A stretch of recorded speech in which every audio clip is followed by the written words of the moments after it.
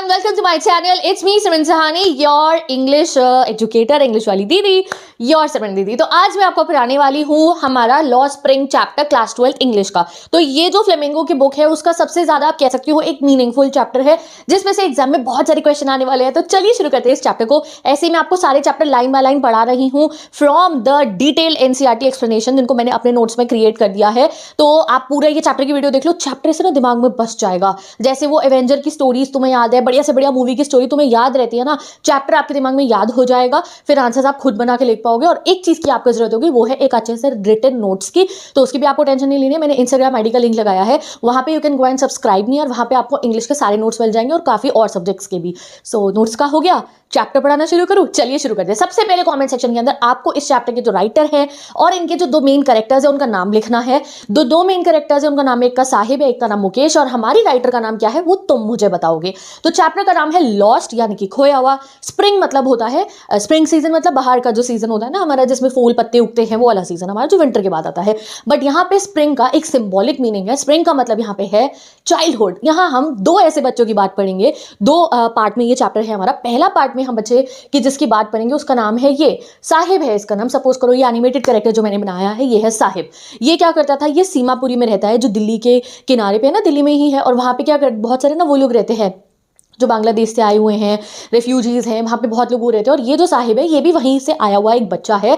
और ये क्या करता है, कूड़ा बीनता है। आपने कभी देखा है सड़क पे कुछ कुछ बच्चे होते हैं, वो कूड़े का थैला लेके घूम रहे होते हैं, प्लास्टिक की बॉटल उठाते हैं, कभी कुछ उठाते हैं कभी कुछ उठाते हैं। क्या उनका मन नहीं करता पढ़ने का? क्यों उनका मन नहीं करता? उन पर अच्छे अच्छे कपड़े हों, घूम रहे हों, वो फिर रहे हों हम लोगों की तरह।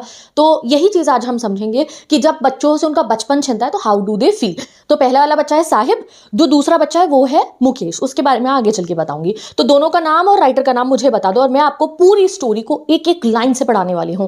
तो every morning the author sees Sahib searching through garbage heaps. अब ये जो मैंने लाइन लिखी है ये एनसीईआरटी को इजी वे में लिखा, मैं इसे रीड नहीं करूंगी, रीडिंग तुम्हें आती है तो आप, मैं हिंदी में समझा रही हूं, तुम रीड करते रहना और नोट्स तुम्हें डिस्क्रिप्शन बॉक्स में मिल। तो अब हम चैप्टर को स्टार्ट करते हैं। तो हमारी जो ऑथर है अनीस जोंग, वो ना सुबह सुबह देखती हैं कि उनके मोहल्ले में, वो दिल्ली में ही रहती हैं, आप समझ लो कि कुछ बच्चे जो है सुबह सुबह आ जाते हैं और वो जो है गार्बेज बैग्स में कूड़ा इकट्ठा कर रहे होते हैं, ऐसे स्क्राउंज कर रहे होते हैं गार्बेज को। स्क्राउंज मतलब खोज रहे होते हैं, जैसे उसमें से कुछ बहुत ही ज्यादा वैल्यूएबल निकल जाएगा। ठीक है, तो वो रोज उस बच्चे को देखती थी। और वो बच्चा कौन है? वो यही है हमारा जो है ये साहिब। ठीक है, तो जो साहिब है वो कहाँ से आया हुआ है? साहिब जो है गाइस वो ढाका से आया हुआ है। Dhaka is in Bangladesh.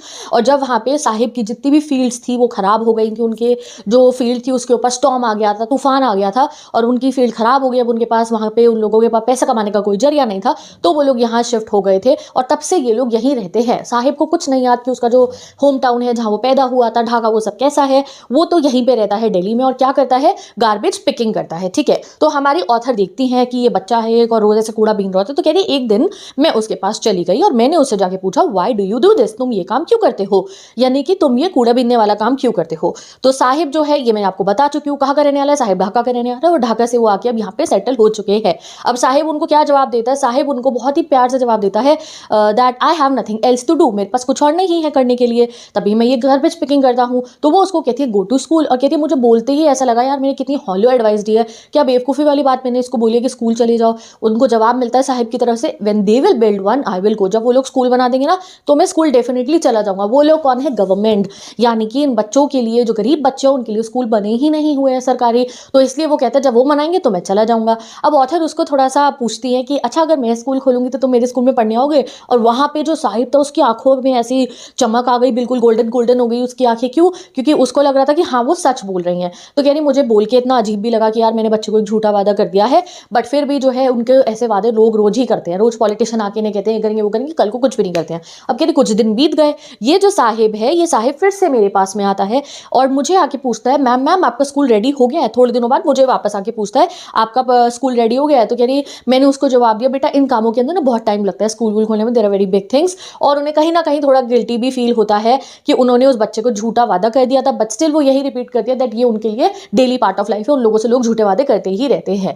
Now after months of knowing Sahib, मैंने तो आपको शुरू में बता दिया था ना उनका नाम साहिब है, बच्चे का नाम, बट कहती है मैंने साहिब को बहुत महीनों बाद, जब मैं उसको जान चुकी थी, रोज देखती थी, बच्चा कभी बात करी कभी नहीं करी, कूड़ा बीन रहा होता था। When after knowing him for months, एक दिन मैं उसके पास गई और मैंने उससे पूछा व्हाट इज योर नेम, तो उसने बहुत प्राउडली अपना नाम बताया, साहिब ए आलम। ठीक है, तो साहिब ए आलम ने कूड़ा बीनते हुए ही उसको, हमारी जो ऑथर है उनको अपना नाम बताया, साहिब ए आलम। और यानी मैं उसका नाम सुन के शॉक हो गई। क्यों शॉक हुई? क्योंकि उसके नाम में गाइस एक बहुत बड़ी आयरनी है। इस एग्जाम में क्वेश्चन आएगा, अब आयरनी क्या है ये सब आप एक्सप्लेन करोगे मुझे कमेंट सेक्शन में, क्यों बनी आयरनी। उसके नाम का मतलब होता है लॉर्ड ऑफ यूनिवर्स, यूनिवर्स का राजा। तो सोचो यूनिवर्स का राजा कितना अमीर होगा, उसके पास कितनी शान शौकत की जिंदगी होगी, लग्जरी होगी। और यहाँ हमारा साहिब क्या करता है, कूड़ा बीनता है, उसके पैरों में चप्पल भी नहीं है। लग्जरी होना तो बहुत दूर की बात है कि उस पर BMW हो। तो भैया इसलिए वो कहती हैं कि कितना आयरॉनिकल नाम है उसका। अगर उसे पता चल जाए कि इस बच्चे के नाम का मतलब ये है तो उसे कभी भी यकीन नहीं होगा। पूरा दिन फ्रॉम मॉर्निंग टू नून, सुबह सुबह आते हैं ये और दोपहर तक ये जो है बच्चे कूड़ा बीनते रहते हैं। जैसे छोटी छोटी चिड़ियां सुबह सुबह आती है और दोपहर तक खाना खा के घर चली जाती है, वैसा ही काम जो है ये बच्चे करते हैं। नाउ द ऑथर ने पता है क्या करा, एक दिन जो है इन सारे बच्चों की जो आर्मी थी, बेयरफुट बॉयज आर्मी उनको कहती थी, क्योंकि एक साहिब नहीं आता था, काफी और लड़के भी आते थे साहिब के साथ में। तो उन्होंने उनको नोटिस करा और छोटी छोटी डिटेल्स वो उनके बारे में नोटिस करने लग गई। तो एक दिन वो उनके पास गई और उनसे पूछा, क्योंकि उनमें से बहुत सारे बच्चों ने चप्पल नहीं पहन रखी थी, तो उन्होंने उनसे जाके पूछा कि why don't you wear a slipper, तुम क्यों नहीं पहनते हो? कि मेरी मम्मी ने ना अलमारी में ऊपर रखी है, वहां से उतारी नहीं है, इसलिए मैंने पहनी नहीं है।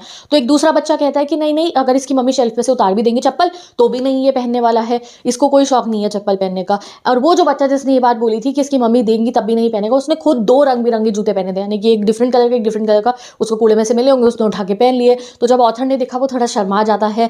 और कुछ बच्चे कहते हैं कि आई वॉन्ट अ शू, एक बच्चा कहता है मुझे तो शूज चाहिए। तो यहाँ पे उन्हें समझ में आता है कि इन बच्चों की इतनी गरीबी में ये लोग जी रहे हैं दैट इनके पेरेंट्स इनको एक एक्सक्यूज दे देते हैं that being barefoot is their tradition.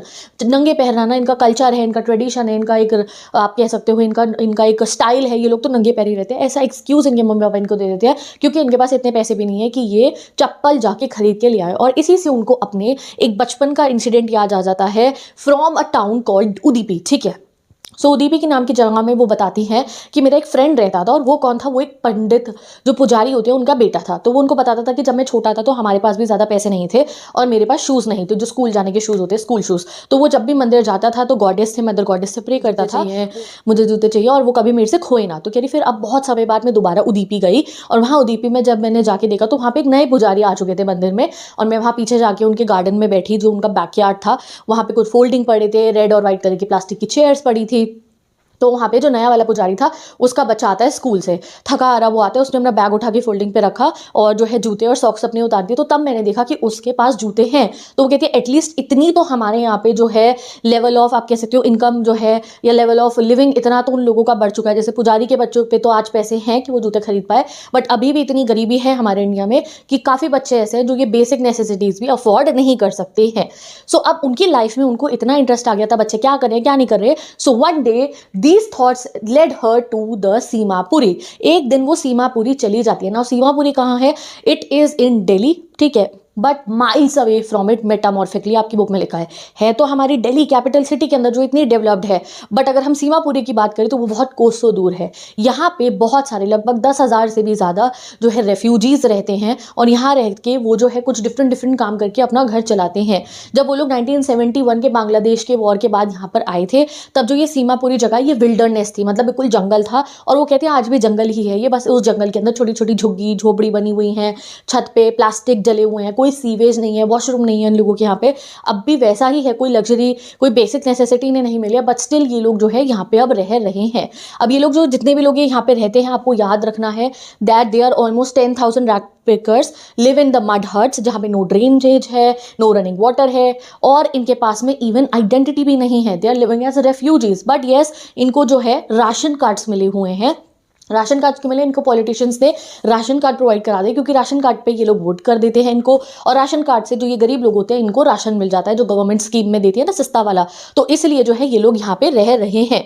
So now जो है वो उन लोगों से पूछती है दैट आप ऐसे इस जगह पे क्यों रह रहे हो, सीमापुरी में आप क्यों रह रहे हो, आपको अपना होम टाउन याद नहीं आता, इतना सुंदर है ढाका, वहाँ फील्ड है, सीनरी है, आपको क्या वो जगह याद नहीं आती, आप लोग यहाँ पे रह रहे हो। तो उनमें से एक लेडी जो थी वो वहाँ यहाँ पे बोलती है इनको दैट अगर हम यहाँ पे रह के कुछ पैसे कमा सकते हैं, अपने बच्चों को पेट भर के खाना खिला सकते हैं, रात को सोने से पहले हम भूखे ना हो, तो हमें यहाँ रहना पसंद है विदाउट आइडेंटिटी। हम अपने होम टाउन में जाके रहे जहाँ हमारे पास खाने को भी कुछ भी नहीं होगा। तो जो है survival is more important than identity, वो उनको ये जवाब दे देती है। उनको बहुत एक प्रैक्टिकल आंसर देती है दैट हमारे लिए सर्वाइवल ज़्यादा इंपॉर्टेंट है as compare to our identity. अगर हम बच्चों को खाना पीना खिला के सुला रहे हैं तो ये जो गार्बेज है यही हमारी डोल ऑफ ब्रेड है, यानी कि यही हमारे कमाई का साधन है। It is everything for us, इसलिए हम ये रैक पिकिंग करते हैं। और कब इतने में ही जो साहिब है वो बड़ा खुश होकर बोल पड़ता है, sometimes I find a rupee in the garbage. कभी कभी ना मुझे गार्बेज में एक रुपी मिल जाता है, even a 10 rupee note. So for the kids, बच्चों के लिए garbage is wrapped up in wonders, यानी कि सरप्राइज की तरह है। जैसे तुम गिफ्ट खोलते हो बर्थडे में, इन्हें लगता है कूड़े की ढेरी कोई गिफ्ट की तरह है, कभी कोई 5 रुपये मिल जाए, 10 रुपये मिल जाए, तो they are always crowding for more. और जो पेरेंट्स हैं उनके लिए वो एक सर्वाइवल है, वो उनके लिए डोल ऑफ ब्रेड है, यानी कि उनकी कमाई का साधन है। तो for them garbage is gold, उनके लिए गार्बेज एक गोल्ड के बराबर है, क्योंकि वही उनको लाइफ में सब कुछ प्रोवाइड करा है। अब जो है वो कहती हैं फिर मैं अपने घर आ गई एंड देन अब सर्दियों का मौसम हो गया था। One winter morning author sees Sahib standing outside a club watching rich boys play tennis. तो उन्होंने देखा कि क्लब के बाहर, टेनिस क्लब के बाद अमीर अमीर लड़कों को साहिब जो है टेनिस खेलते हुए देख रहा था। अब वो जो गेम देख रहा था वो उससे कोसों दूर है। क्यों? क्योंकि वो कभी भी उस गेम को अफोर्ड नहीं कर सकता है। तो वो उसके पास जाती हैं तो तब वो नोटिस करते हैं कि उसने अपनी फेडेड व्हाइट शर्ट और पैंट जो भी पहन रखी थी उसके साथ में एक व्हाइट कलर के टेनिस के शूज भी पहन रखे थे। और जैसे ही ऑथर उसको देखती हैं तो उसने दिखता है कि उसमें एक छोटा सा छेद था, यानी कि होल था। तो साहिब एक्सप्लेनेशन देता है, ये ना मुझे किसी ने दे दिए हैं। तो वो और ऐसे शर्मा सा रहा होता है थोड़ा सा, तो वो समझ जाती है कि किसी रिच किड ने उन्हें डिस्कार्ड कर दिया होगा क्योंकि उनमें एक छेद था। बट जो हमारा साहिब है जिसने आज तक चप्पल नहीं पहनी है, it was a dream come true कि उसको एक टेनिस शूज मिल गए हैं। तो वो उन्हें बताता है कि मुझे ये गेम बहुत अच्छा लगता है और ये जो टेनिस क्लब के गार्ड हैं ये बहुत अच्छे हैं, ये मुझे कभी कभी अंदर जाने देते हैं, मैं अंदर जाके झूले झूल लेता हूँ जब कोई भी नहीं होता है। तो ये वो बात करते हैं। अब कहते हैं और कुछ दिन बीत जाते हैं। वन डे मैंने देखा कि जो साहिब है वो सड़क के किनारे से चल के आ रहा था और आज उसके हाथ में अपने कूड़े के बैग की जगह एक दूध का कनस्तर जो होता है ना, कैनिस्टर जिसमें मिल्क रखते हैं, वो था भारी सा। तो मैंने उससे जाके पूछा, काफ़ी सैड लग रहा था, वेरी डल और बहुत ही लॉस ऑफ फ्रीडम वाली सी शक्ल उसकी थी। तो उसने मुझे बताया कि अब मैं गार्बेज पिकिंग नहीं करता हूँ, वहाँ ऐसे पॉइंट करके दिखाता है, वहाँ पे जो टी शॉप है ना मैं वहाँ पे काम करता हूँ, वो मुझे 800 रुपीज़ पर मंथ देते हैं और 2 टाइम का खाना भी देते हैं। और अभी वो मिल्क की जो डेयरी जो बूथ होता है उससे मिल्क लेकर आ रहा था, अब उनके यहाँ पे जाके वो पूरा दिन काम करेगा। सो दैट्स हाउ वो कहती है Sahib is no longer his own master. अब गार्बेज बैग जो था, इवन दो जो है आप सोच सकते हो कि वो गार्बेज बैग में वो कूड़ा उठाता था, तो कहती है जो वो था वो हैवी नहीं लगता था उसके ऊपर। जो स्टील का ये कैनिस्टर है it was looking very heavy on him, क्योंकि आज वो सच्ची में एक नौकर बन चुका था, किसी की दुकान पे काम कर रहा था। तब वो एटलीस्ट अपनी विल का मास्टर था, he was his Lord. But अब वो एक जो है चाइल्ड लेबर में इन्वॉल्व हो चुका है और पता नहीं कभी ये बच्चा उससे बाहर निकलेगा। तो पहली स्टोरी समझ में आ गई कैसे वो साहिब की लाइफ में इंटरेस्ट उन्होंने दिखाया और कैसे उन्होंने देखा अपने सामने बच्चे को चाइल्ड लेबर में इन्वॉल्व होते हुए। तो विद दिस ये वाली स्टोरी हमारी कंप्लीट। अब हम पढ़ेंगे अपनी नेक्स्ट स्टोरी, जहाँ पे हम पढ़ेंगे नेक्स्ट बच्चे के बारे में जिसका नाम है मुकेश। और यहाँ मैंने गाड़ी इसलिए लगाई है क्योंकि इसको बहुत शौक है गाड़ियों का। So let's pick a flight to हमारा यहाँ take a flight to Firozabad चल के देखते हैं क्या पढ़ना है हमें इस चैप्टर में। तो फिरोज़ाबाद का अगर आपको पता हो या नहीं पता हो तो फिरोज़ाबाद की जो ग्लास की बैंगल्स जो होती हैं वो बहुत ज़्यादा फेमस है। वहाँ पे बड़ी बड़ी फैक्ट्रीज़ हैं जहाँ पे जो है ग्लास की बैंगल्स बनाई जाती हैं, जो हर लड़की के लिए शादी के पहले भी कभी कभी और शादी के बाद तो ऑब्वियसली जो है सबसे इंपॉर्टेंट रहता है। इट्स लाइक आप कह सकते हो हमारे कल्चर में जो है बैंगल्स पहनना इज़ वेरी मस्ट। तो वहाँ पर वो सुंदर सुंदर बैंगल्स बनती हैं। बट वही बैंगल्स को बनाने के लिए लगभग इतने बच्चे जो हैं वो अपनी आईसाइट लूज़ कर देते हैं, बड़े लोग भी लूज़ कर देते हैं और बहुत सारे बच्चों के पर अत्याचार होता है। यही आप इस चैप्टर में पढ़ने वाले हो। तो वो कहती है अब मैं जाती हूँ सीमापुरी के बाद अब मैं मुकेश से मिलने जाती हूँ फिरोज़ाबाद जब मैं जाती हूँ तो मैंने जो है उसने मुझे बताया, मुकेश नाम के बच्चे ने, I want to drive a car. ठीक है, मुझे ड्राइव करनी है कार। वो कहती है what do you know about the cars. तो वो कहता है कि मुझे ना एक मोटर कार मैकेनिक बनना है। तो अब वो एक नए बच्चे से मिलती है जिसका नाम मुकेश है और उसकी 2 ड्रीम्स है कि उसको कार चाहिए और उसको जो है मोटर कार मैकेनिक बनना है बेसिकली उसको। ठीक है, और वो चाहता है कि वो ये जो है ग्लास बैंगल फैक्ट्री में जो भी ये काम कर रहा है वो छोड़ के वो एक मैकेनिक बन जाए। ठीक है, तो वो कहती है उसका जो ये ड्रीम था it is like a mirage in a रेगिस्तान में मिराज देखा है आपने क्या होता है, जैसे रेगिस्तान में अगर कोई प्यासा घूम रहा है तो ऐसे ऐसे इल्यूजन्स आते हैं कि पानी है वहाँ पानी है, बट वो नहीं होता।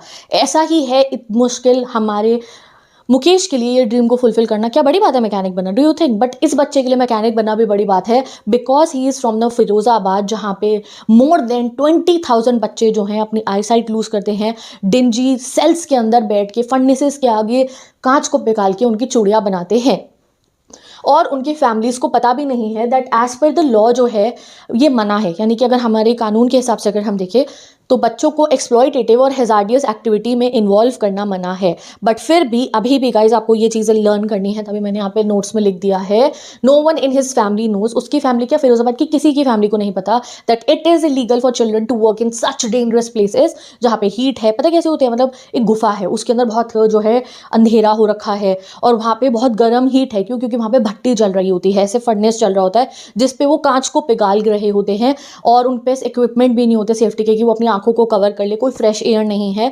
तो जो है ये बच्चे जो है अपनी आईसाइट भी लॉस कर देते हैं, ब्रीदिंग प्रॉब्लम भी इनको हो जाती है। बट इफ द लॉ को इन्फोर्स हो जाए तो ये 20,000 से ज़्यादा बच्चे इन हार्श फर्नेसेस को एस्केप कर सकते हैं और उनकी आईसाइट जो है लूज होने से बच सकते हैं। बट फिर भी लॉस तो लगते नहीं हैं, खाली बन ही जाते हैं। तो अब जो है वो समझाती हैं हमारे को कि ऐसा हाल है हमारे फिरोजाबाद का। ठीक है, तो कहती है वो मुकेश ने मुझे बहुत हैप्पीली ऑफर करा कि मैं आपको अपना घर दिखा के लाता हूँ, क्योंकि उन्हें देखना था। और वो बहुत प्राउडली कहता है कि मेरा घर ना अभी नया नया बना है, रेनोवेशन हुई है, तो आप मेरे साथ चलो। तो वो मुकेश के पीछे पीछे जाती हैं। The walk goes through narrow lens. अब जो वो मुकेश का फिरोजाबाद है उसकी सड़कें भी बिल्कुल ऐसी बहुत पतली पतली सी है जहाँ वो रह रहा है। And it is full of garbage, bad smell, no sewage, वहाँ पे भी पूरा कूड़ा है। And there are very small small houses, बहुत छोटे छोटे घर हैं लोगों के जहाँ पे even animals are living with them, जो उन्होंने डोमेस्टिकेट कर रखे हैं। और हर घर के बाहर एक छोटा सा आप कह सकते हो चूड़ियों बनाने का सेटअप भी है, जहाँ पे बच्चे बड़े पूरा दिन रात यही काम जो है वो करते रहते हैं। There are no windows, no doors proper वाले, और ऐसे छोटे छोटे घर उन लोगों के बन रखे हैं। तो ऐसी सिचुएशन में वहाँ के लोग रह रहे हैं ना। वो पहुंच जाते हैं मुकेश के घर पे। मुकेश का घर जो है, जो वो कह रहा था कि न्यूली बिल्ट है या रेनोवेटेड है, it was a half built shack, आधी टूटी भज्जी सी झोपड़ी थी वो भी, जिसपे एक लोहे का दरवाजा लग रहा था टेढ़ा मेढ़ा सा। तो वो उस लोहे के दरवाजे पे ऐसे अपनी पैर मारता है, किक करता है उसको, और वो ऐसे आवाज़ करता हुआ सा यूं खुल जाता है। अब जैसे ही वो अंदर एंटर करती हैं तो वो कहती हैं एक साइड पे घास फूस रखी हुई थी, दूसरे साइड पे जो है चूल्हा था, जहाँ पे मुकेश के बड़े भाई की जो वाइफ थी, उनकी घर की जो बहू थी, जो बहू नहीं थी, आप मान लो कि 20-21 साल की बहुत छोटी सी बच्ची सी थी, जो बच्ची लग रही थी, वो वहाँ बैठ के खाना बना रही थी। पास में एक स्पिनच की लीव्स पड़ी हुई थी एक एल्यूमिनियम की प्लेट के अंदर, and she was cooking food for all of the members of Mukesh family. और एक कोने में मुकेश की जो दादी जी थी वो भी बैठी हुई थी, मुकेश की दादी भी। तो ये जो है यहाँ पे आपसे इमेजिन कर सकते हो कि इसके घर में कितने लोग हैं। इसके घर में, मुकेश के घर में टोटल में मुकेश है, मुकेश के पापा है, मुकेश का बड़ा भाई और मुकेश की दादी है, और ये बच्ची हो गई। तो ये जो बच्ची है जो बहुत छोटी सी है, इतनी सी उम्र में she has taken the responsibility of बहू, एंड 3 आदमियों का खाना इसे बनाना होता है, दादी का भी बनाएगी ही, एंड इतना सारा काम इस बच्चे को करना पड़ता है। अब वो जो है कहती है कि मुझे ना स्माइल करती है, मुझे देख के, इवन तो धुआं हो रहा था वहाँ पे, तो वो बच्ची मुझे देख के स्माइल करती है, जो बहू थी उनके घर की। एंड सडनली तभी as soon as the man enters, तभी क्या होता है, मुकेश के जो फादर हैं, जो घर के एल्डर हैं, वो आ जाते हैं। तो एज पर द कस्टम वो क्या करती है, अपनी वेल, जो अपना घूंघट होता है, वो अपने सर पे ले लेती है, क्योंकि एज पर द कस्टम लड़कियों को जो है ससुर जी के सामने अपने घूंघट रखना होगा। ठीक है, तो वो ऐसा अपना फेस को कवर कर लेती है। अब एल्डर कौन है यहाँ पे, मुकेश के फादर क्या करते हैं, तो एल्डर जो है यहाँ पे वो आप कह सकते हो एक ऐसे आदमी है जिन्होंने बहुत हार्ड वर्क करा है। ऐसा नहीं उन्होंने मेहनत नहीं करी है, पहले वो एक टेलर थे, फिर उन्होंने ग्लास बेंगल फैक्ट्री में इतना काम करा, बट स्टिल उन्होंने अपने दोनों बच्चों में से किसी एक की भी एजुकेशन वो नहीं करा पाए, दोनों को पढ़ा लिखा नहीं पाए, और ना ही जो है अपना घर अच्छे से बनवा पाए हैं। He is the Elder of the family, जिसको जो है इतना रिस्पेक्ट दे रही है, जिसकी पूरी जिम्मेवारी जो है अब उनके बच्चों के ऊपर है। तो ये है मुकेश के पापा। ठीक है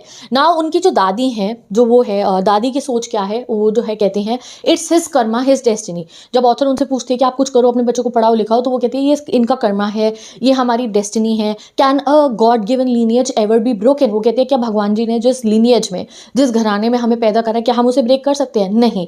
तो अब वो गिव अप कर चुकी हैं। उनको ये नहीं कि मुकेश को पढ़ा लिखा दो, इसे मैकेनिक बना दो, इसकी लाइफ कुछ अच्छी कर दो, क्यों इसे फैक्ट्री में भेजो। नो, उन्होंने अपने हस्बैंड को भी जो ग्लास की डस्ट है उससे अंधे होते हुए देखा था। नाउ शी इज वेटिंग कि उनका बेटा और उनके पोते जो हैं उनके साथ भी ऐसा हो। तो उनकी जो दादी हैं वो गिव अप स्टेज में है, एंड इवन फिरोजाबाद के बहुत सारे लोग गिव अप स्टेज में आ चुके हैं। वो अपने बच्चों को पढ़ाने के लिए, लिखाने के लिए कुछ भी नहीं करते हैं।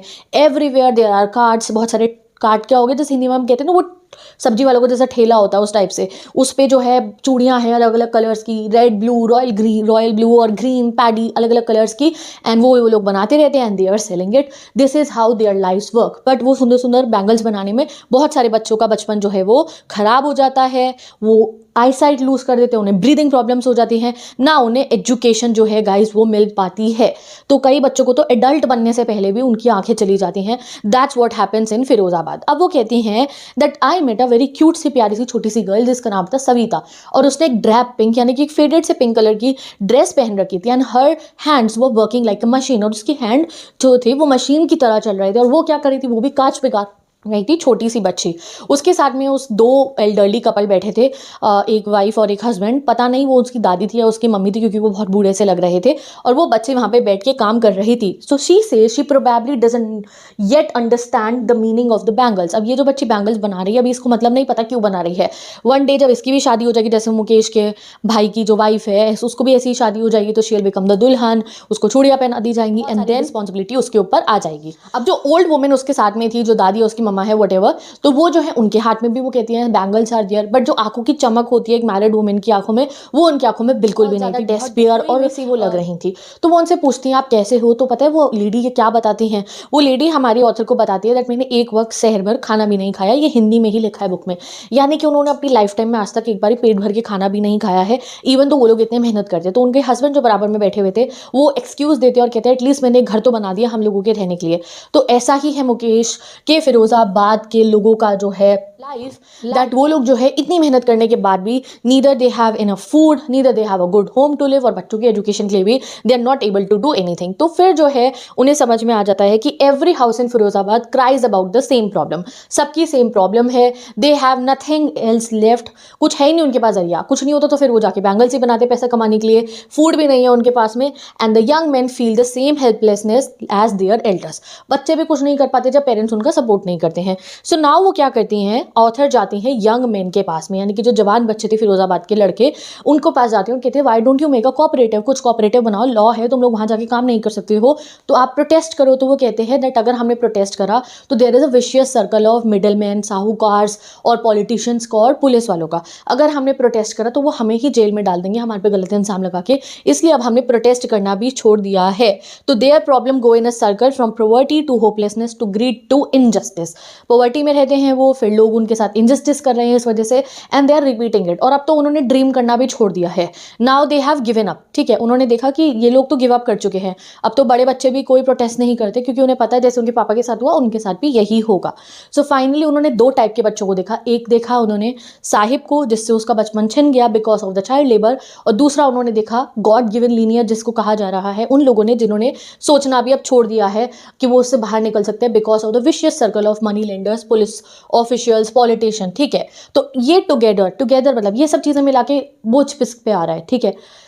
किसका जीवन सबसे खराब हो रहा है, बच्चों का हो रहा है ना। तो यही चीज़ उन्होंने हमें समझाया है कि कैसे जो है पहला वर्ल्ड हमने देखा पॉवर्टी का, हमारे रैक पिकर पर जो है बच्चों का, जिसका हमने साहिब का एग्जाम्पल देखा, दूसरा जो ये बैंगल्स बना रहे हैं उनका हमने वर्ल्ड देखा, जिसकी आंखों में मुझे थोड़ी उम्मीद दिख रही है कि he wants to do something, वो है हमारा, वो बच्चा है हमारा मुकेश, ठीक है। तो वो मुकेश को थोड़ा सा डराने के लिए पूछती भी हैं दैट कैसे सीखोगे तुम गाड़ी चलाना, जो गाड़ी का मैकेनिक का जगह है वो तो बहुत दूर है। तो वो बहुत डिटरमाइंड होकर कहता है I will walk to there, मैं चल के चला जाऊंगा। एंड देन वो उसको टेस्ट करने के लिए बोलती है तुम्हें प्लेन भी चलाना है क्या, तो वो थोड़ा एम्बेरस होता है, नीचे देखता है, but he is very practical, वो कहता है नहीं मुझे गाड़ी ही सीखनी है।